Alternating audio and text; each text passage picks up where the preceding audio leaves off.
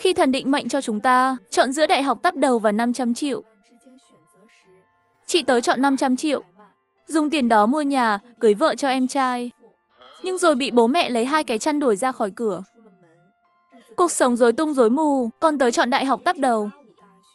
Đi thẳng một mạch, định cư ở nước ngoài, trở thành tinh hoa phố Wall. Ai ngờ chị tớ lại ấm ức vì thế. Lúc tớ về nước thăm nhà, chị ấy thẳng tay khiến tớ hết đường về. Tỉnh lại, tớ quay về ngày thần định mệnh đưa ra lựa chọn ấy. Lần này chị Liễu Như Yên nhanh chân hơn. Chọn ngay, tớ muốn vào đại học tắp. Em gái Á, kiếp này đến lượt chị làm dạng danh gia đình. Nhìn chị ấy mắt sáng rực hy vọng. Tớ chỉ biết câm nín, dù có sống lại. Chị ấy vẫn cứ mải mê lấy lòng bố mẹ. Lúc này lựa chọn của tớ chỉ còn 500 triệu. Liễu Như Yên mỉa mai, cái đống tiền này, đừng hòng tiêu một đồng. Phải để dành báo hiếu bố mẹ. Nhưng tớ chẳng thèm để ý. Cầm tiền xong đi thẳng. Tớ ghé qua đồn cảnh sát. Bảo sổ hộ khẩu bị mất. 10 phút sau có cái mới. Rồi tớ ra ngân hàng gửi tiết kiệm 300 triệu. Mua vé tàu cao tốc đi tỉnh khác. Xong xuôi đâu đó, tớ liên lạc với trung tâm du học. Theo luật của thần định mệnh, lấy tiền thì điểm thi đại học sẽ về xì dâu. Nên muốn học đại học, chỉ còn cách ra nước ngoài. Liễu Như Yên đâu biết. Từ đại học tắc trong nước đến trường Ivy League, tớ đã trải qua bao đêm thức trắng. Nhưng cuối cùng tớ không phải chắt bóp từng đồng nữa. Tối hôm đó, mẹ tớ gọi điện tới. Tiểu Vân, con ở đâu vậy? Chị con bảo con trúng 500 triệu. Sao không nói gì hết vậy? Liễu Như Yên của nhiên đã mách bố mẹ về 500 triệu. Nhưng tớ tỉnh bơ. Ừ mẹ, đúng vậy. Sao thế? Tiếc quá. Bố mẹ đang đau đầu vì chuyện nhà cửa. Có tiền này, nhà mình chọn được chung cư xịn. Con đổi trường tốt hơn cho em trai. Từ nay nhà mình sống sung sướng. Mẹ hào hứng tính toán cách tiêu tiền. Như thể 500 triệu đã nằm trong tay. Tớ cười nhẹ, mẹ ơi, con đâu có nói sẽ đưa tiền cho mẹ đâu. Mẹ nghe xong sững sờ. Liễu Nhược Vân, con nói gì vậy? Ý con là tiền này con giữ để tiêu. Mẹ đừng mong nữa. Mẹ lập tức nổi nóng. Nhược Vân, bố mẹ ngày ngày làm đụng ở công trường. Con ôm đống tiền tung tăng ngoài đời. Con còn chút lương tâm không? Mẹ, bố mẹ vất vả vì ai chứ? Chắc không phải vì con đâu nhỉ? Tớ biết từ lâu, bố mẹ để dành 50 triệu cho em trai. Nhưng học phí thì bắt tớ với chị tự lo. Nên đừng hòng lấy đạo lý ép tớ. Thấy tớ chẳng siêu. Mẹ mắng luôn, mày nói cái gì vớ vẩn vậy? Nuôi mày khôn lớn. Mày không biết ơn chút nào sao? Ra ngoài hỏi thử xem. Bao nhiêu nhà con gái còn không được học cấp 3. Sao mày không học chị mày? Hiểu nỗi khổ của bố mẹ đi. Nói đến cuối, mẹ còn nghẹn ngào. Liễu Như Yên chen vào mắng tớ, Liễu Nhược Vân, mày đúng là ích kỷ. Chỉ vì hồi đó bắt mày tự kiếm học phí. Mày thù bố mẹ tới giờ. Là người phải biết ơn. Đừng coi công sức bố mẹ là lẽ đương nhiên. Vài năm nữa, chúng ta lấy chồng là người ngoài. Thời gian báo hiếu bố mẹ còn được bao lâu? Tớ ngán ngẩm cừ. Tớ ích kỷ, bất hiếu. Sao sánh nổi chị, đại hiếu nữ. Nên mẹ này, sau này nhà cửa, tiền cưới của em trai cứ trông vào chị ấy. Chưa kịp nghe trả lời, tớ cúp máy cái rụp. Vài ngày sau, tớ liên hệ trung tâm, chuẩn bị thi chứng chỉ du học. Mẹ vẫn gọi điện thường xuyên, nhưng toàn giả vờ quan tâm. Mẹ không cần tiền của con cái ôm đống tiền thế. Ngoài đời nguy hiểm lắm. Về đi, bố mẹ giữ hộ cho. Con không tin mẹ ruột sao? Tớ đương nhiên không tin. Chỉ cười mà chẳng nói. Còn Liễu Như Yên thì đi làm thêm ở nhà máy. Sau hè kiếm được hơn 6 triệu. Đủ tiền học đại học 1 năm. Nhưng chẳng được mấy hôm, tớ lướt mạng thấy mẹ livestream. Mẹ đeo vòng tay vàng mới toanh. Con gái đi làm thêm mua cho, đẹp không? Bình luận khen mẹ có con gái ngoan. Mẹ đắc ý cười tươi. Ban đầu nó định dùng tiền đóng học phí. Nhưng tớ nói muốn cái vòng tay. Nó mua ngay lập tức. Rồi sau đó, mẹ khoe đôi giày Liễu Như Yên mua cho bố. Đồng hồ cho em trai, đủ cả. Có người hỏi, vậy tiền làm thêm còn được bao nhiêu?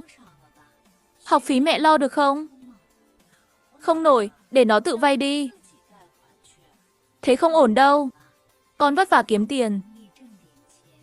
Để nó giữ mà dùng chứ. Nuôi con cái là nuôi cho nhà người ta. Không tranh thủ nhờ nó báo đáp. Mai mốt lấy chồng là lỗ vốn. Có người bình luận, mẹ kiểu này tính cả học phí của con. Đúng là hốt hết luôn. Mẹ tức lắm, đáp lại, kiếm tiền báo hiếu bố mẹ không phải chuyện thường sao. Giới trẻ giờ ích kỷ quá. Giống con bé vô ơn thứ hai nhà tao. Nghe câu này, bình luận bùng nổ luôn. Trời ơi, nhắm mắt làm ngơ. Rõ ràng là thiên vị con trai. Bảo con thứ hai vô ơn. Chắc không moi được tiền nên cay. Tớ bật cười ngay. Thả tim mấy bình luận đó. Hè xong, tớ vượt đại dương, bắt đầu hành trình du học.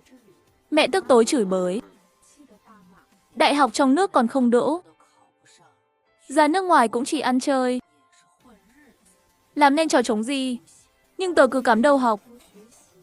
Liên lạc với nhà dần ít đi. Dù vậy tớ vẫn hay xem cập nhật của Liễu Như Yên. Học phí mấy năm đại học chị ấy tự kiếm. Thường xuyên gửi tiền, mua quà cho bố mẹ. Bố mẹ luôn khen chị ấy ngoan, biết điều. Không như con bé vô ơn này. Vài năm trôi qua như thế, mẹ lại liên lạc với tớ.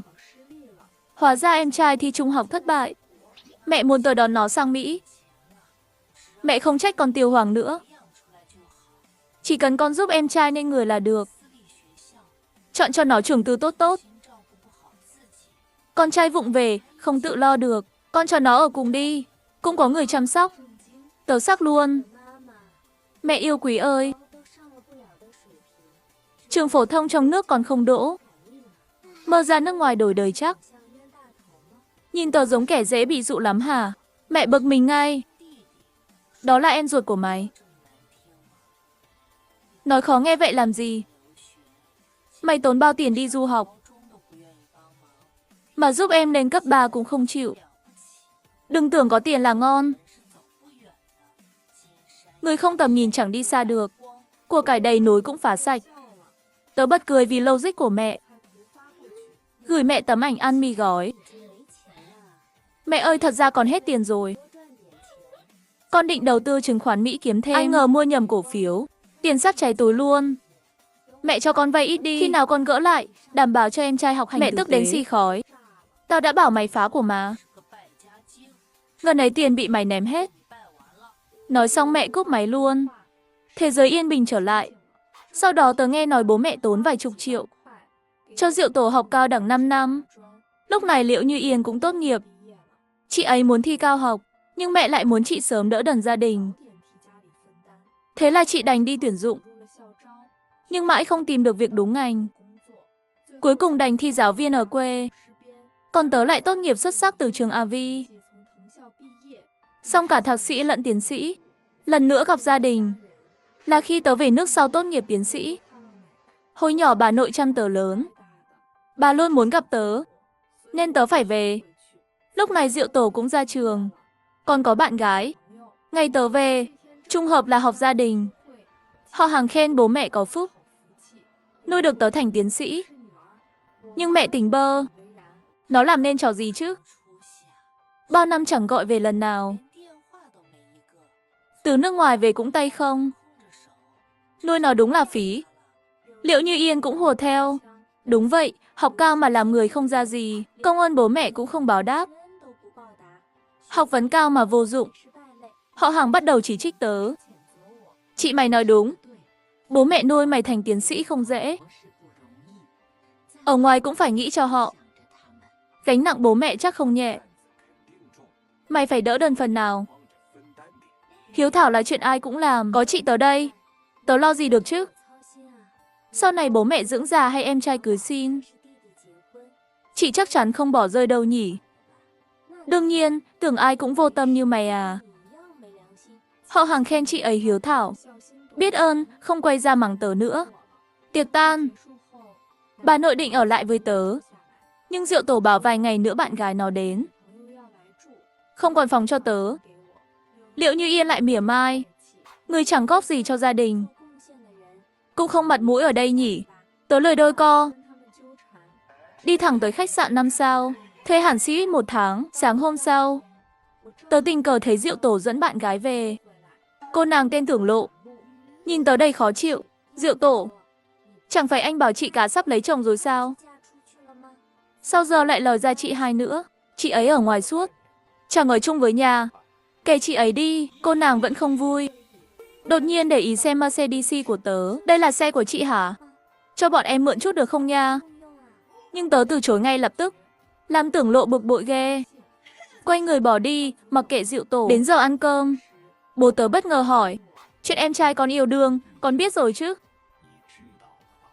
Biết rồi ạ. Nhà gái bên kia có một yêu cầu, là con và chị con phải lấy chồng trước đã. Trời ơi, còn xen vào chuyện cưới xin của tớ nữa.